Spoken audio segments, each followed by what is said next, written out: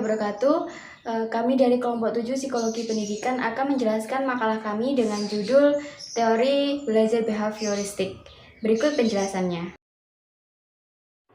Assalamualaikum warahmatullahi wabarakatuh. Perkenalkan, nama saya Putri Wulandari, NIM 059, kelas MPIB dari kelompok 7. Saya di sini akan menjelaskan tentang materi dengan judul materi Teori Belajar Behavioristik. Materi yang pertama yaitu tentang pengertian teori belajar behavioristik.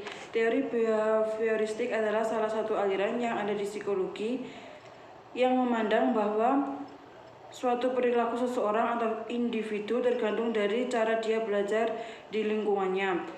Aliran psikologi atau teori belajar behavioristik tidak melibatkan minat, emosi, dan perasaan individu dalam proses belajar.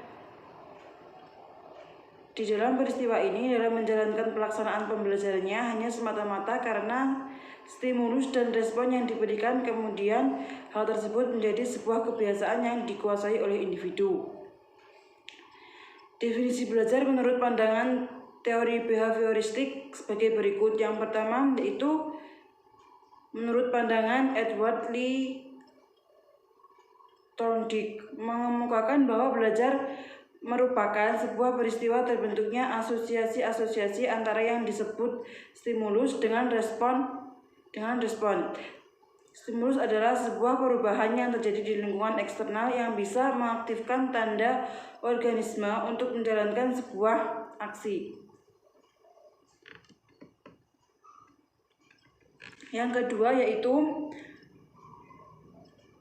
Brunhus Friedrich Skinner. Seperti halnya dengan kelompok penganut psikologi modern, Skinner mengadakan pendekatan behavioristik untuk bisa menjelaskan tentang sebuah tingkah laku dengan pendekatan model instruksi langsung dan meyakini bahwa perilaku dikontrol melalui proses operant condition, di mana seseorang yang dapat mengontrol tingkah laku organisme melalui pemberian reinforcement yang bijaksana dalam lingkungan relatif besar. Yang ketiga yaitu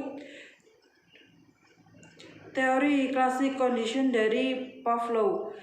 Classic conditioning atau pengondisian atau persyaratan klasik dikemukakan oleh Ivan Petrov Pavlov. Kata klasikal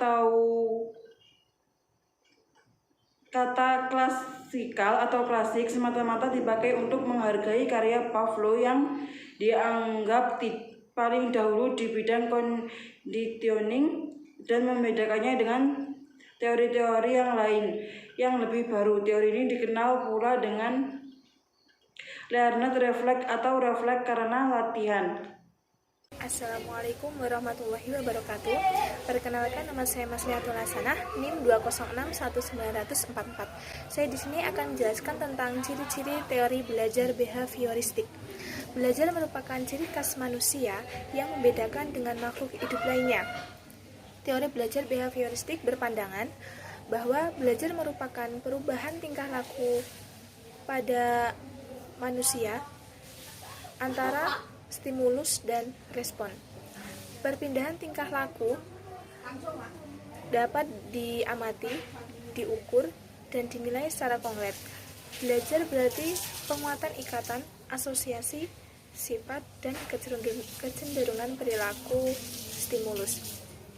Teori belajar behavioristik memiliki ciri spesifik seperti berikut. Yang pertama yaitu mementingkan faktor lingkungan. Yang kedua, perkembangan tingkah laku seorang itu tergantung pada belajar.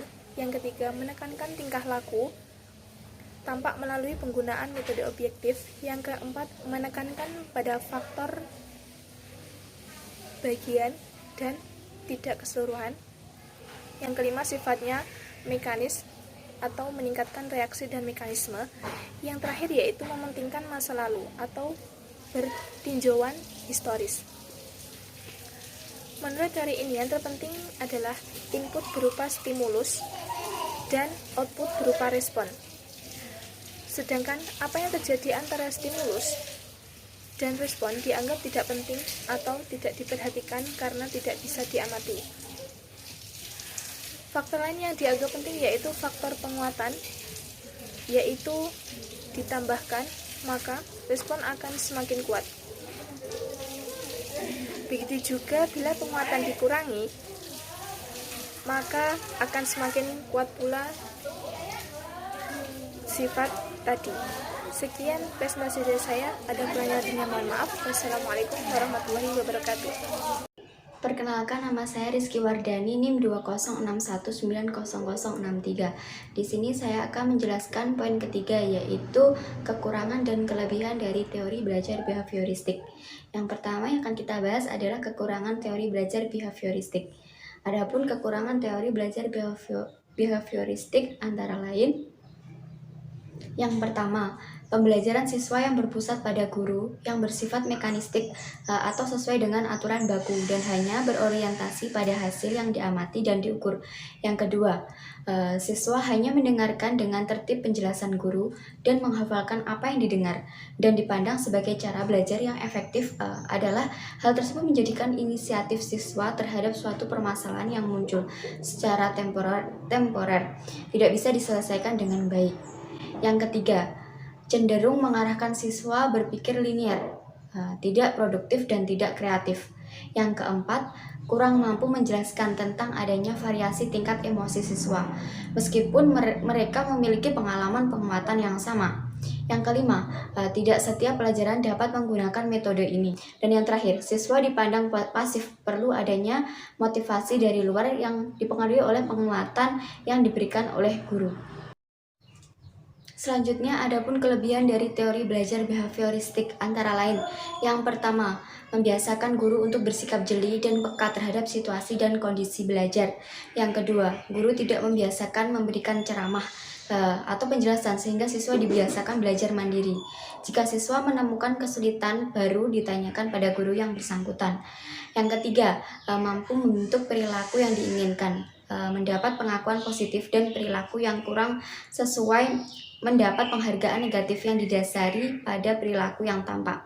Yang keempat, dengan melalui pengulangan dan pelatihan yang berkesinambungan dapat mengoptimalkan bakat dan kecerdasan siswa yang sudah terbentuk sebelumnya.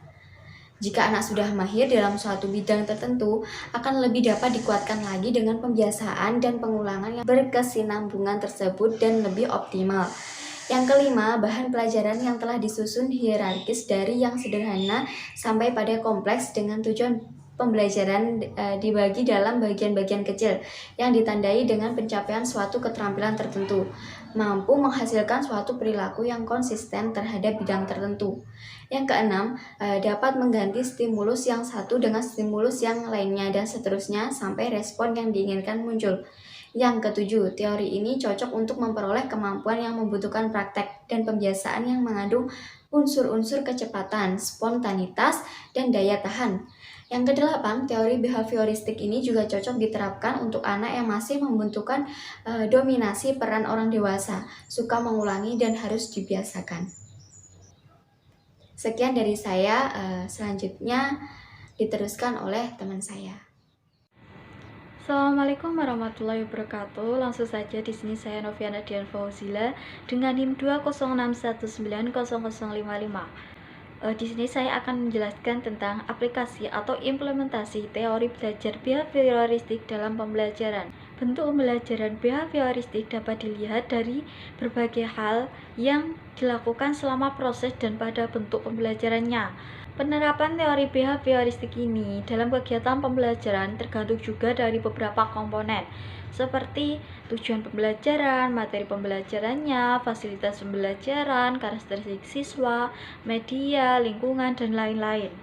Selain itu, implementasi teori behavioristik ini dalam sebuah pembelajaran juga dapat dengan mudah dilihat dari perilaku guru dalam memberikan stimulus kepada siswa. Sikap, perilaku, dan pembiasaan yang diberikan oleh guru dapat mempengaruhi sikap, perilaku, dan pembiasaan siswa melalui pengalaman belajar yang diulang-ulang.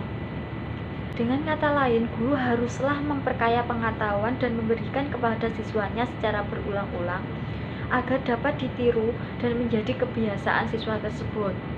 Pengetahuan yang dimiliki guru juga akan dimiliki oleh siswanya seiring dengan pembiasaan yang telah dilakukan. Para ahli psikologi pendidikan sepakat bahwasanya pembelajaran menurut konsep behavioristik ini berlangsung dengan 3 langkah pokok. Yang pertama yaitu tahapan akuisisi, di mana fase ini siswa mendapatkan tentang informasi baru. Selanjutnya tahapan yang kedua yaitu tahapan retensi, yaitu fase di mana informasi dan keterampilan baru dipraktikkan sehingga siswa mampu mengingatnya dalam periode waktu tertentu. Artinya hasil belajar disimpan untuk digunakan di masa tertentu atau di masa yang akan datang. Selanjutnya tahapan yang ketiga yaitu tahapan transfer. Ada kalanya gagasan yang disimpan dalam memori itu sulit untuk diingat kembali atau akan digunakan di masa depan. Untuk itu, kemampuan mengingat kembali informasi dan mentransferkannya dalam pembelajaran yang baru memang memerlukan strategi yang bermacam-macam. Namun yang paling utama adalah ingatan terhadap informasi yang valid.